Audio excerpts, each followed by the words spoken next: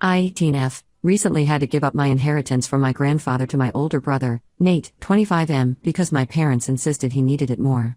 This whole situation has left me feeling betrayed and angry, so I decided to take matters into my own hands. My grandfather passed away last year, leaving behind a substantial estate. In his will, he specified that his assets should be divided equally among his grandchildren. I was set to receive $10,000 and a vintage car that I had always admired. Nate, on the other hand, was supposed to get $10,000 and our grandfather's old pocket watch. The problem started when Nate announced that he wanted to start his own business, a food truck specializing in gourmet grilled cheese sandwiches. He claimed he needed more capital to get it off the ground, and that's when my parents stepped in. They told me that I should give Nate my share of the inheritance because he had a real plan for the future, while I was just going to waste it on college expenses. I tried to argue that college wasn't a waste and that I needed the money too, but they wouldn't listen. My mom even went as far as to say that since I had good grades, I could easily get scholarships, so I didn't really need the inheritance. It was clear that they favored Nate and his ambitions over my education. What makes this situation even more frustrating is the history between Nate and me. Growing up, he was always the golden child in our family. He could do no wrong in our parents' eyes, while I was constantly criticized for every little thing. Nate took advantage of this dynamic and often bullied me, knowing that our parents would always take his side. I remember one incident when I was 14 and Nate was 21.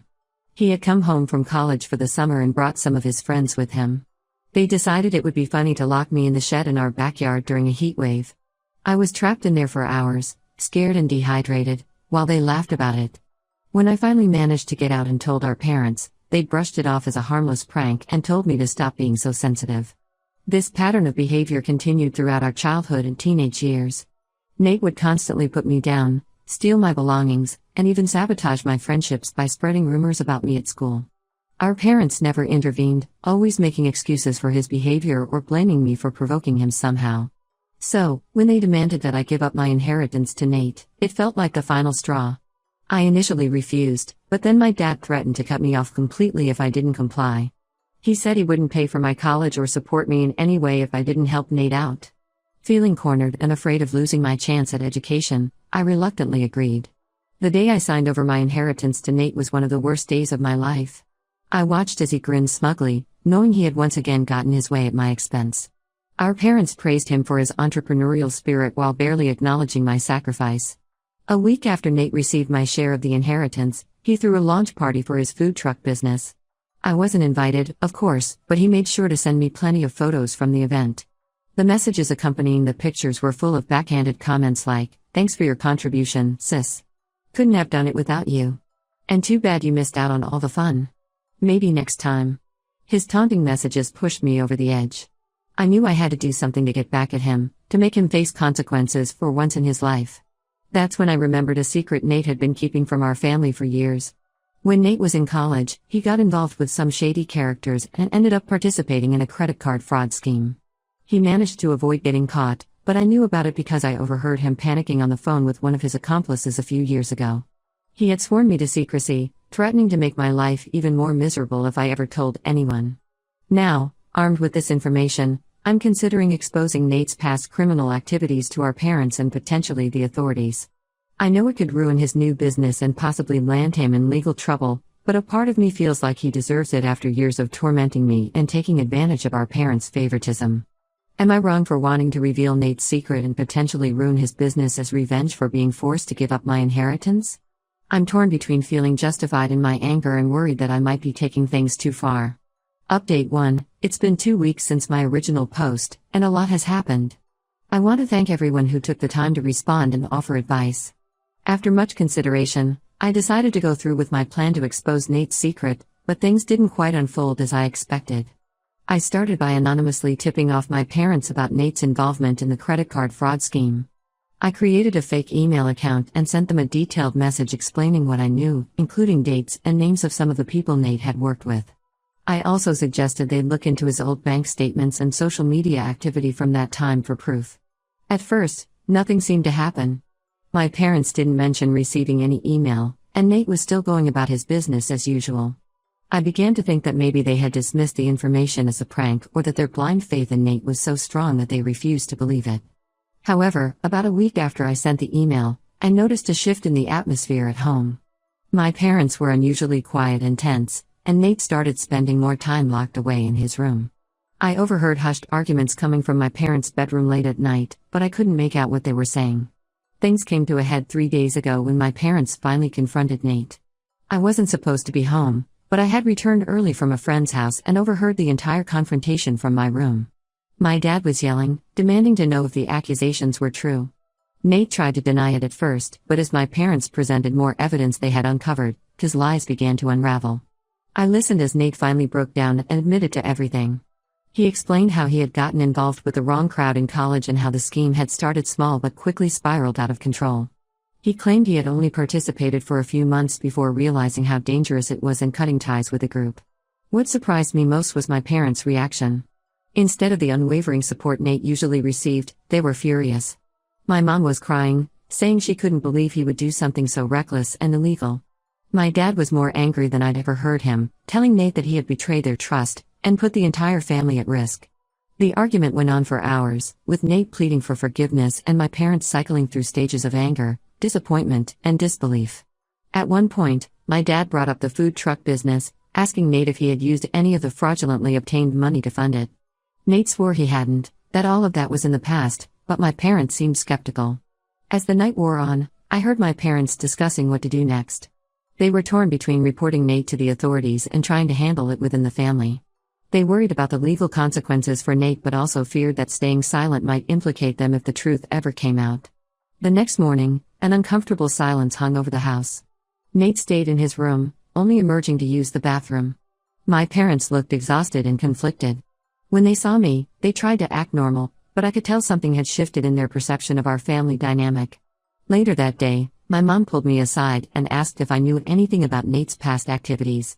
I played dumb, pretending to be shocked by the revelation. She hugged me tightly, apologizing for not being more attentive to both of us over the years. It was the first time in a long time that I felt truly seen by her. As for the food truck business, it's currently in limbo. My parents have frozen the accounts associated with it until they can be sure none of the startup money came from illegal sources. Nate is devastated, but for once, our parents aren't rushing to fix things for him. I'm still processing everything that's happened. On one hand, I feel a sense of vindication seeing Nate finally face consequences for his actions. On the other hand, I'm grappling with guilt over the pain this has caused my family. I'm also worried about what might happen if Nate ever figures out that I was the one who exposed his secret. For now, I'm keeping a low profile and focusing on my upcoming move to college. I'm relieved that my parents haven't mentioned rescinding their offer to help with my tuition, especially now that Nate's business is on hold.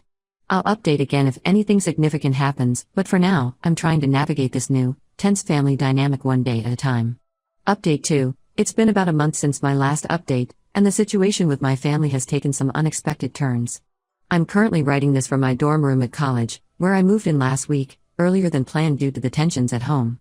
After the initial confrontation about Nate's past, my parents spent several days in a state of shock and indecision. They consulted with a lawyer friend of theirs to understand the potential legal ramifications if Nate's involvement in the credit card fraud were to come to light. The lawyer advised them that while the statute of limitations might protect Nate from criminal charges, there could still be civil liabilities if any of the victims came forward.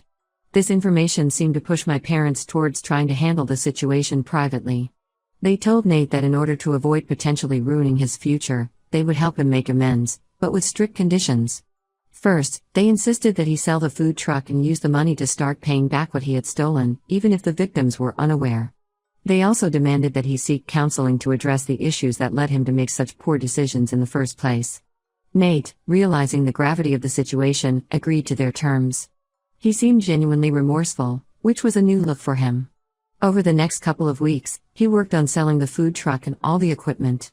It was a difficult process, and he ended up taking a significant loss on the investment. During this time, I noticed a marked change in how my parents treated both of us. They became more attentive to me, asking about my plans for college and showing interest in my life in a way they never had before. With Nate, they were noticeably cooler, watching him with wary eyes as if they were seeing him for the first time. About 2 weeks ago, just as things seemed to be settling into a new normal, another bombshell dropped. Nate's ex-girlfriend, Melissa, showed up at our house unannounced. I was in the living room when she arrived, and I'll never forget the look of panic on Nate's face when he saw her. Melissa was furious. She revealed that she had recently discovered fraudulent charges on her credit card statement dating back to when she and Nate were together. She had done some digging and figured out that Nate must have been behind it. She threatened to go to the police if Nate didn't confess and pay her back immediately. Our parents, who were home at the time, overheard everything. They were shocked to learn that Nate's crimes extended to stealing from his own girlfriend. This revelation seemed to be the final straw for them. My dad, in a rare moment of putting his foot down with Nate, told him that he needed to confess everything to Melissa and work out a repayment plan with her. Nate, cornered and out of options, broke down and admitted to everything. He told Melissa about his involvement in the larger fraud scheme and how he had used her information as part of it. Melissa was devastated, alternating between crying and yelling at Nate for betraying her trust. In the end, my parents stepped in to mediate. They helped Nate and Melissa work out a repayment agreement, with my parents guaranteeing the payments to ensure Melissa would be fully compensated. In exchange, Melissa agreed not to press charges, though she made it clear that her relationship with Nate was over for good. This whole ordeal seemed to finally break through Nate's sense of entitlement. For the first time in his life, he was facing real consequences for his actions. He's been uncharacteristically quiet and withdrawn, spending most of his time working odd jobs to start paying back the money he owes. As for me, watching all of this unfold has been surreal. I feel a mix of vindication and sadness. While I'm glad Nate is finally facing consequences, seeing my family in such turmoil is harder than I expected. My parents, especially my mom, have been reaching out to me more, apologizing for years of overlooking Nate's behavior and my feelings. I decided to move into my dorm early to give myself some space from the family drama. My parents supported this decision, even helping me move in and making sure I had everything I needed. It feels strange to suddenly have their attention and support after years of being in Nate's shadow. I'm focusing on starting my college journey now, trying to put this chapter of family drama behind me. I still haven't told anyone that I was the one who initially exposed Nate's secret, and I plan to keep it that way. As I settle into my new life at college, I'm hopeful that this fresh start will allow me to build a future free from the shadow of my family's past mistakes. Update 3. It's been about 2 months since I started college, and I wanted to provide one final update on the situation with my family. A lot has changed, and I feel like I'm finally starting to move past the drama and focus on my own life. Nate's repayment process has been ongoing. He's been working multiple jobs to pay back Melissa and contribute to the fund our parents set up to repay his victims from the credit card scheme. It's been a humbling experience for him, and I've noticed a significant change in his attitude. He's quieter, more introspective, and seems to be genuinely trying to make amends for his past actions. My parents have also undergone a transformation. They've been attending family therapy sessions, both with and without Nate, to work through the issues that led to their enabling behavior. They've reached out to me several times to apologize for the years of favoritism and neglect. While it doesn't erase the past, I appreciate their efforts to make things right. As for me, I'm thriving in college. Being away from home has given me the space I needed to process everything that happened and start focusing on my own goals and aspirations. I've made new friends, joined some clubs, and I'm enjoying my classes. It feels liberating to be in an environment where I'm not constantly compared to Nate or overlooked. Last week, I received an unexpected call from my grandfather's lawyer. It turns out that there was a clause in the will that none of us knew about. My grandfather had stipulated that if any of his grandchildren were found to have engaged in criminal activity, their inheritance would be redistributed to the other grandchildren. Given Nate's confession, the lawyer informed me that I would be receiving Nate's share of the inheritance in addition to my original portion. I was stunned by this news. Part of me felt a sense of justice, like my grandfather had somehow known to protect me from beyond the grave. But another part of me felt conflicted, knowing that this would likely create more tension within the family. When I told my parents about this development, their reaction surprised me. Instead of defending Nate or trying to convince me to share the inheritance with him, they supported my right to keep it. They said that Nate's actions had consequences, and this was one of them. Nate, when he found out, was understandably upset. But to his credit, he didn't lash out or try to guilt me into sharing. He acknowledged that he had brought this on himself and said he hoped I would use the money wisely. I've decided to use the inheritance to pay for my college tuition and set aside the rest for graduate school or future investments.